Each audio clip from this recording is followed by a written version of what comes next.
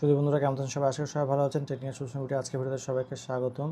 তো আপনার একটা নতুন বিষয়, এই বিষয়ে অনেকদিন ধরে অনেকেই শুধু এই ধরনের প্রশ্ন করে থাকে। তো আমি একটু এটাকে জুম করে দেই, ইমেজটাকে একটু জুম করি।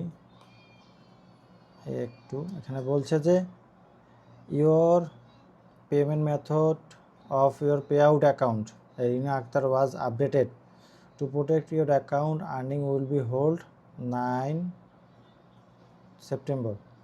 তো 9 সেপ্টেম্বর তার আর্নিংটা হোল্ড আছে। মেবি উনি 2-1 দিনের মধ্যে পেমেন্টের ডিটেলসটা চেঞ্জ করছিল, কোনো ব্যাংক ডিটেলস নাম চেঞ্জ করলে এটা দেখায়, বা আপনার দুটা ব্যাংক দেওয়া আছে বা দুটা পে আউট আছে, পে আউট চেঞ্জ করছেন, সেক্ষেত্রে এটা 4-5 দিনের জন্য হোল্ড হয়ে থাকবে। এটা কোনো ঘাবড়ানোর বিষয় নয়। 9 তারিখে এটা এই আর্নিং ইন হোল্ড এটা সরে যাবে।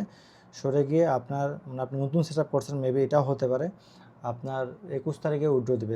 আপনার তো নেক্সট পে আউটের ব্যালেন্স এখানে 0 আছে, এখানে আপনার কোনো ডলার নাই। সেক্ষেত্রে আমরা একটু জুম করে দেখুন কী লিখেছে।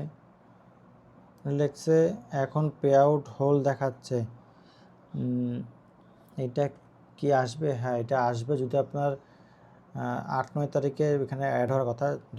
যত ডলারই গত মাসে আর্নিং হয়েছে বা আগের কত আর্নিং আছে সব এখানে নেক্সট পে আউট, এখানে বলছে next pay out, next balance বলা নাই, নেক্সট পে আউট। আপনার কোনো পে আউট মানে 100 না হলে পে আউটে আসবে না, এমনি অ্যাভেলেবেল ব্যালেন্সে আপনার শো করবে। ভিউ ডিটেলসে ক্লিক করে আপনি দেখতে পারেন। আর আপনি মনে রিসেন্টলি আপনার payment method withdraw method add করছেন, সেক্ষেত্রে এটা সমস্যা, এটা 3-4 দিন দেখাবে, তারপরে এটা হোলটা সরে যাবে। আশা করি বুঝতে পেরেছেন। এ ধরনের সমস্যা এটা বেশি জটিল না। এটা যদি চেঞ্জ করা, যদি ধরেন আজকে 1 তারিখ আমি চেঞ্জ করলাম, 9 তারিখ পর্যন্ত এটা হোল্ড দেখাবে, 9 তারিখের পর আবার এটা সরে যাবে। আবার আপনি 9 তারিখে যদি এডিট করেন, 10 তারিখে এডিট করেন, আবার 5 দিনের জন্য হোল্ড হয়ে থাকবে। এটা যদি আপনি 21 তারিখে করেন, তাহলে 21 তারিখে পেমেন্ট কিন্তু এটা পাবেন না। সেক্ষেত্রে আপনি আগে করে রাখলে বেশি ভালো হবে। ধন্যবাদ।